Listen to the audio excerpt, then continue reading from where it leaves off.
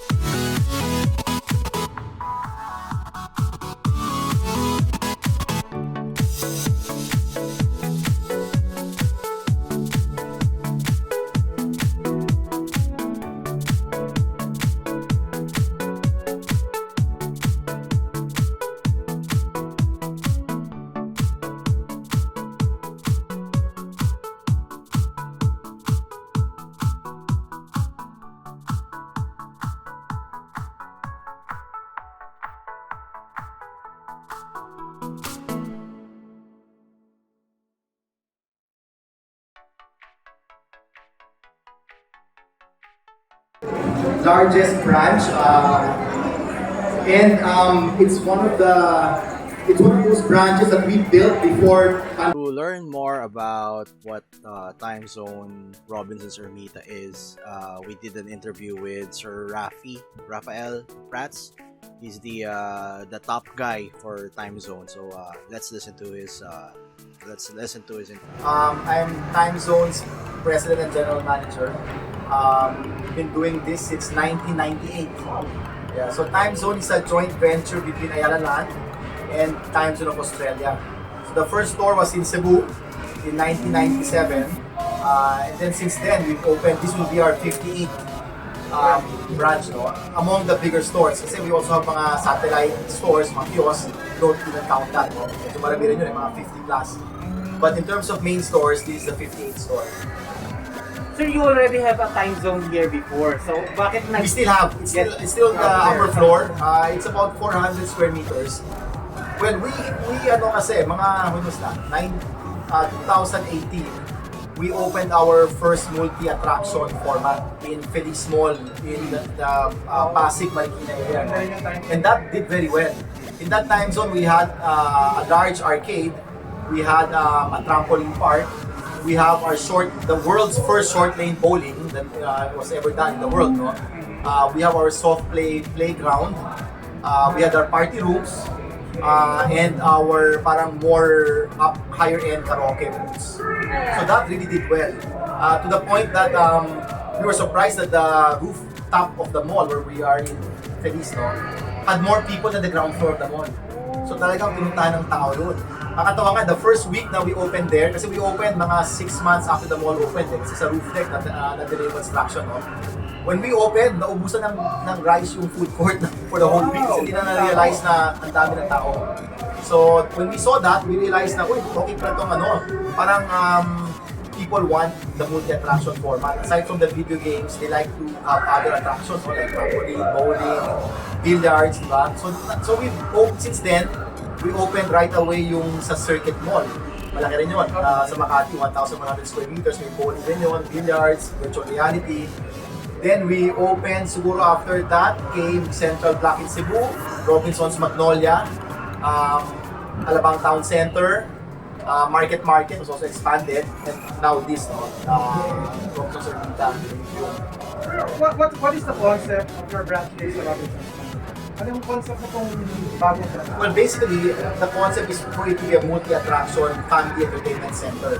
So aside from the usual video games, ticket games, prize games, you have 2 bowlings here. No? We have the short lane bowling and we have the duck pin bowling, no, for the younger kids. And we have I think 6, 7 or even 8 billiard tables here. So that's the unique thing here. Well, the main store upstairs that we have, the 400 square meter stores, it's only really video games. And ano lang, wala siyang bowling, wala siyang So most of the arcade billiards. games, mga video games, sa kabila. Yes. And here we have the VR also, virtual reality, right? No? So, Dalawa pala siya. Yeah, so dalawa siya dito ngayon. But this will be the bigger one. This will be hopefully the more popular one, we're hoping. So, kumusta naman sir, during the pandemic times, ano po yung, parang kumusta yung times? Wow, of course, during the pandemic, we had to close for 19 months. Diretso, no? Generally, 19 months we were closed. And that was a bit of a struggle. But thank God, when we opened in towards late October, last year, no, 2021, una mahina kasi wala pang mga bata sa malls, so they weren't allowed. Pero when they allowed the kids in the malls, right away, the numbers picked up. So we are, siguro I would say mga 80% to 85% of pre-pandemic level. We're not back yet 100%, pero it's on a rising trend naman. So since it's rising, so we think it's gonna be, hopefully baka by the summer, kasi ngayon walang really summer break mga bata kasi they're online, walang defined summer break eh. So hopefully by May or June, we can get to the 100% mark already. That's what we're hoping. Saka sir, yung health measures niyo, paano niyo ginagawa yung health measures? Oh well, we do whatever the government requires. No? Of course, face mask is still there, temperature checks, we sanitize all the machines, we provide alcohol, diba? So it's that. But thankfully, with COVID coming down now to less than 400 a day cases, no? So parang it seems to be becoming endemic. So hopefully, although we still do those health measures, hopefully there won't be another outbreak, no? Sana, we're all hoping. At saka feeling ko, baka most Filipinos nakuha na yung Omicron eh. So baka may natural immunity na, together with the vaccination, no? That will be a strong deterrent for them getting again COVID. So, in terms of the branch, kasi para sabi ko, family entertainment, no? Yeah. So, ito lang ba yung parang special branch ba na may ibang branch na may Hindi, yung mga special branch, like I said earlier, Feliz, as this, even more than this, no? Ayala Malls, Manila Bay, that's the biggest now, no? Ayala Malls, Manila Bay, that's 2,400 square meters. That's the biggest. Then Feliz Mall is 2,300. Ito yung next na, 1,400, no? Third to, biggest. Third biggest. But very soon, we're opening a bigger one pa sa Quezon City. Up north, no? That's 2,700 square meters, October. Sir, paano naman ang South? Wala bang plano para sa South? Sa South, Alabang Town Center, in-expand namin. It's about 900 square meters ulit. Malakas na yun sa Alabang Town Center namin. Further south, depends eh. Kung may malakas na mall, syempre. Pero until we find a strong mall, we have in, Robinsons di pa, medyo malakas rin. Meron rin siyang bowling pero top three. So that's doing also well on the southern side of Robinsons. Siguro yun yung pinaka-south namin, Robinsons di pa. So yun. So then of course we plan to renovate many of our existing stores. So like Loretta 4 will be renovated soon. Greenbelt 3 will expand, will double in size this year. It will become, by December, it will become 800 square meters already. Then we're renovating Bonifacio High Street. Then to follow will be mga Trinoma, Loretta 4, yan. Will all follow very soon. They will more or less look more like this eh. The new fit-outs, yung new design, at saka more attractions. Like, itong short lane bowling, that's interesting kasi short lane bowling, we were the first in the whole world to do that. What we did was, we bought the normal bowling, we cut the lanes by several meters to make it easier to play. Why easier? Para parents can play with their kids and mga kabarkadas can play as together. No? Kasi yung traditional bowling, medyo mahirap, no? Kung haba-haba, tapos papalit ka pa ng shoes, di ba? Ito kami, wala nang changing of shoes. You walk up, you swipe your card, and off you go. You play right away. Arcade talaga. Mabilis, di ba? At saka syempre, it being short, and real, yung ball niya, yung the normal size. Although lighter siya. Oh, mas lighter. It was made specially for us. Kasi kung sobrang bigat yan, kung malaki kang tao, and you roll the bowling ball down strong, baka masira yung likod ng So we made them lighter, much lighter. But the nice thing now is that families can play together, kids can play with their parents, and it's all automated. If the kids want to put up the bumper rails, kasi may bumper, parang hindi ka magkanal, may press mo lang yung button, akit na siya. So we empower them, swipe, play, do all you think, you don't have to call anymore an attendant. They can do it all themselves. At saka malaki sa akin yung no changing of shoes. Kasi di ba, how often do you want to rent shoes, pay the extra, 70 pesos? And then syempre, somebody else used that shoes na before, di ba? So, gano'n, no? Saka extra cost. So that, I think, was a big game changer. Kasi right away, you can go up, play, and in some stores, the waiting time can be as long as 2 hours for that bowling. On the weekends especially. They love that. And I think, and now it's also being, it's being introduced in other time zone countries also, itong short lane. After we did it in the Philippines first. So, yun. That's a popular one. Sir, meron ba kayong mga other upcoming attractions na ilalabas pa lang? In the mall we're gonna open in Quezon City, we will introduce what we call the spin cars. Para siyang bumper car pero in a more modern way. Wherein the players actually do things eh. They can target, example, if you're playing with your friends, you can target your friends and make them spin by hitting their targets eh. So ride siya. It's a bumper car, pero yung parang bilog. Hindi siya yung traditional car, or like para sa babida. So that should be coming in soon, baka before end of the year. Pero that will require a bigger space, di ba? Kaya that store will be 2,700 square meters. Bigger than this. It will have 10 lanes of bowling.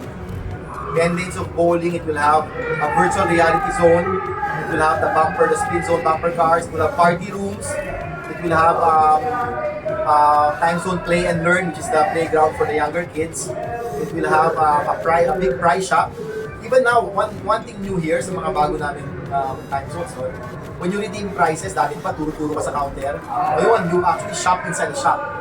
You enter a prize shop and you get what you want, and then you check it out in the counter. And they just Nasa card naman yun. nasa card naman eh. At saka yung tickets mo nasa card, di ba? So binabaril nila yung card mo, yung barcode, mabilis na. Kasi dati, punta ka sa counter, na bata, gusto ko yung blue na bola, ay, red na lang. Pagbalik, ay, isa na lang, di ba? Pila pa.